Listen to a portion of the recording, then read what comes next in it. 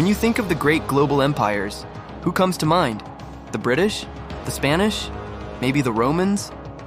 Well, what if I told you the first and longest-lasting global maritime power was a tiny country on the very edge of Europe? A nation that didn't just sail the seas, but mapped them, mastered them, and changed the world forever. For 2 centuries, from 1500 to 1700, Portugal ruled the waves. Their strategy was pure genius and completely different from later empires. They weren't focused on conquering huge swathes of land. Instead, they built a network of forts, trading posts, and naval bases all connected by the sea. They called it the Estado da India, the State of India, a commercial empire that stretched from Brazil to Japan. So how did this small nation pull it off?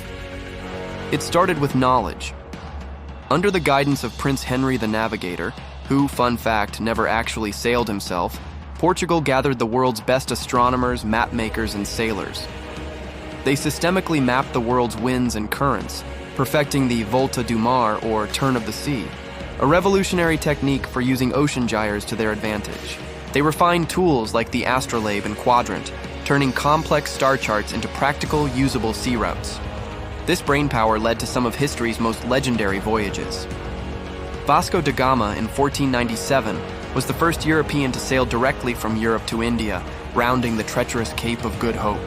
This single journey established the immensely profitable spice route, shattering the old overland trade monopolies and pouring unimaginable wealth into Portugal. Then there was Ferdinand Magellan. While in the service of Spain, this Portuguese navigator led the first expedition to circumnavigate the globe, proving once and for all that the world was round and opening up the vast Pacific Ocean. Of course, you can't build an empire without the right tools. The Portuguese developed the caravel, a small, fast ship with revolutionary triangular lateen sails. This design allowed it to sail against the wind, a game changer for exploring the unpredictable coasts of Africa. But these ships weren't just for exploring, they were for fighting. Portugal was one of the first to mount heavy cannons on their vessels, turning their caravels and larger carracks into floating fortresses that could dominate any port they sailed into. From the Atlantic islands of the Azores to Brazil, across the coasts of Angola and Mozambique, all the way to India, and even touching parts of China and Japan, the Portuguese flag flew over a truly global network. While driven by the pursuit of spices and gold, their expansion was also fueled by a powerful missionary zeal.